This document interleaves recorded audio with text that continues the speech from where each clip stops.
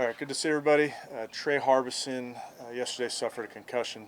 Uh, Unfortunate, as an accident in 7-on-7, but he'll be out. And with that, I'll take any questions. That looked pretty scary yesterday, Kevin. Did he bang heads or did he? Yeah, just kind of a freak thing where they collided, and it was unfortunate. But talked to him this morning. He's doing fine.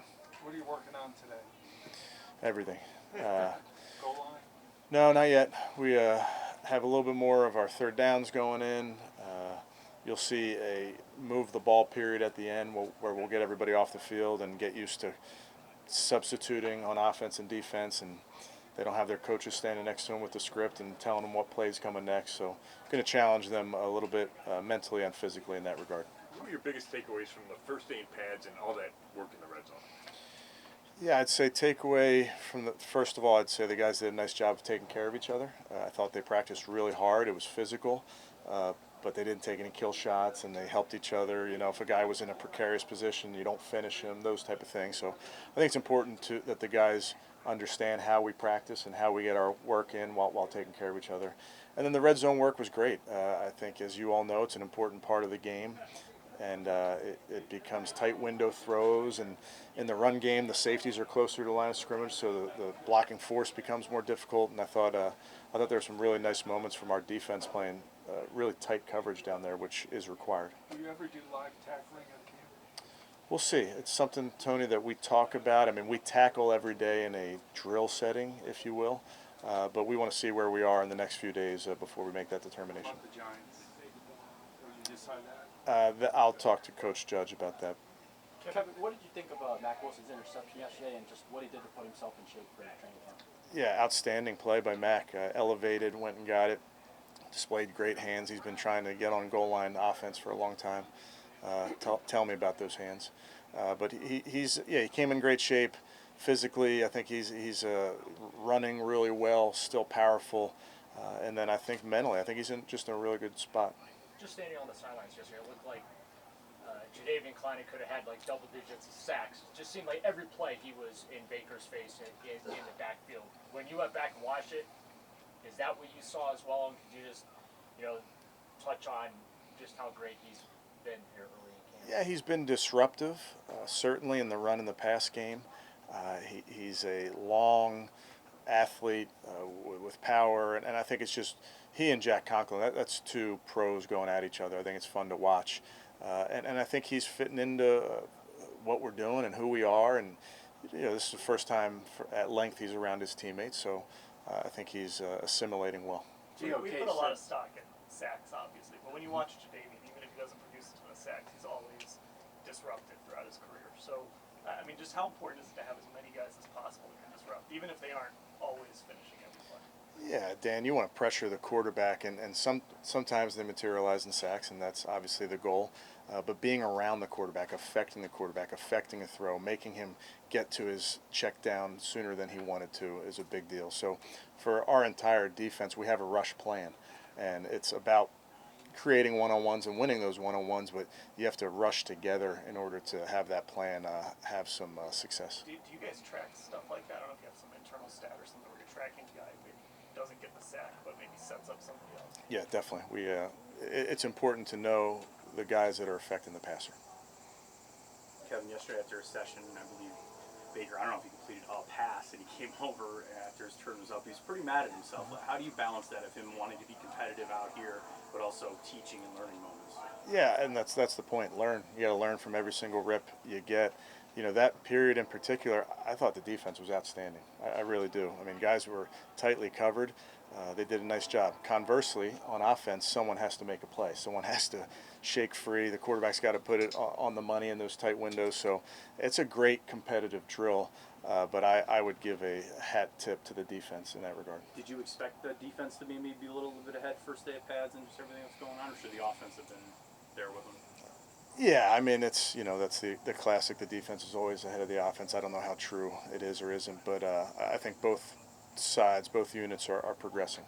When you're not tackling, I'm asking about evaluating runners, Chubb and Kareem, and they're running. They squirt through, and when you're watching the film, how do you how do you judge the success of a run when they're not actually being tackled? Yeah, I think from the offense's perspective, you're trying to make sure that the front is blocked up. Are you assignment sound? Is everybody getting to their responsibility? And then Nick and Kareem, they'll finish the run regardless of if they were tackled 5 yards in the backfield. But we also want them to be able to finish the run because we want the defense to ball search. So we want to get 11 hats on the ball. We want guys poking and trying to pull that thing out and raking at it.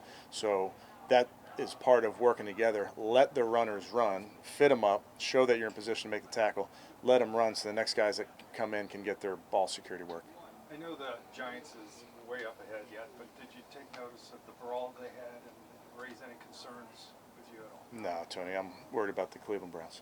Hey Kevin, I'm sure you didn't have any preconceived notions about Donavan, but what have your impressions been of him off the field? I mean, everything he does out here stands out for a lot of reasons, but in terms of classroom, things like that, what has been the feedback about him? Yeah, Jadavian's doing a really nice job. I enjoy having him out here. He's a lively presence.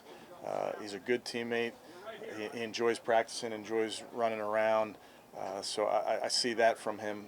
You mentioned the meeting rooms. He's been on point. He's trying to learn what we're doing and learn these techniques. And so he's been so far so good. He said he's never been healthy until now. Do you have to really guard against, I know you give guys days off, but do you have to really guard against something happening to him again? We'll be smart, Jeff, with all these guys, and Jadavian's somebody that we'll be smart with as we continue along here. But he's worked really hard. He's in a good spot physically. Do you have a timetable for when Grant Delpit is going to be in team drill? I think we'll mix him in. I think he's been mixing in as we go, and again, we'll just bring him along at the discretion of the medical staff. It's just all coming back from the Achilles, not dealing with anything else. I'd say he's coming back from the Achilles. It's another fine over there. But just listen to the medical staff on that. I know you've been asked about Peoples-Jones a lot, but I've visited with him. He's such a cerebral guy. We know his education background and all that. Do you find that unusual for that position at all? And does it manifest in football IQ in any way? For sure it does. No, I don't find it unusual for that position, Tony. I tell you, there's a bunch of smart receivers. We've talked about Jarvis's understanding of football. We have a young kid, Anthony Schwartz, who's really ahead of the curve when it comes to understanding ball. So I've been impressed with that room in total. And Donavan certainly is a guy that we knew last year. We put a lot on his plate, and he was able to handle all of it. We asked you about Cody Parkey. His first day didn't go great, but he's really responded these last couple days. I mean, both you and Andrew Berry said, don't worry about it, it's not a big deal, just one day, whatever. But just touch on just how well he seems to have responded to a rough start. Yeah, he's doing a nice job, Darryl, and I just tell you, it's a body of work. So the evaluation doesn't end today. It's a continuous thing, and that goes for Cody and every single one of our players. Kevin, we saw Greedy on the sideline yesterday, the first day pads. Does he still need to be cleared for contact? No, he's good to go. He's good to go. Yep. Is that just, are you going to work him in today? Or? Yeah, he's doing fine. And any observation about JOK's first day on the field? Is he caught up? What does it look like to you? Yeah, I mean, it's going to take time for anybody coming back and missing some time, but he's getting extra work in, but it's hard for me to make any judgments off of one day so far. He said he's going to do some team stuff, a few reps today. Yes. Is that true? Yes. Kevin, I've noticed during walkthroughs you guys are not wearing shoes. What is the reason for that? It's basically don't be in cleats. It's either being flip-flops or socks or barefoot. I don't really care, sneakers. The idea is just to slow the pace down. And you can say walk through, and then guys get competitive and they want to go fast. I just want to make sure we're smart when we're walking through, that we're truly walking through. Now, some guys have some interesting foot choices out here, but that's up to them. Hey, your push-up form looked pretty good yesterday. Do you think it's important for you to get out there and do that with those guys? I'm glad you noticed that, Tom. Well, whenever we have a competition for push-ups, I'm losing no matter what. Whether the offense wins or the defense wins, I lose. So. Kevin, what did you learn about Jedrick Wills last year, given he had to make that transition, from right tackle to left tackle in the circumstances he had to, and obviously, you know, there's some other adversity he dealt with throughout the year. He's doing a nice job. I was just talking to Jed yesterday, I think, just about how it may be only one calendar year, but just how much farther along he is right now, and that's just from a technical standpoint, from a comfort level, like you mentioned, moving from right to left without the off season, without the preseason game. So he's in a really good spot. Did you guys did you ever think that, you know, it could be too much for him, or did you always have kind of confidence from what you knew pre-draft that he'd be able to do? Because, you know, in the pandemic, it was unlike any other year with the spring practices, no preseason games. Yeah, we had a lot of confidence in him, Nate, because of the mental makeup, because of the physical skills, and we knew it wasn't going to be perfect early, and for 99% of rookies, it's not perfect early. So those guys, there's a learning curve to how it goes, and we understand that.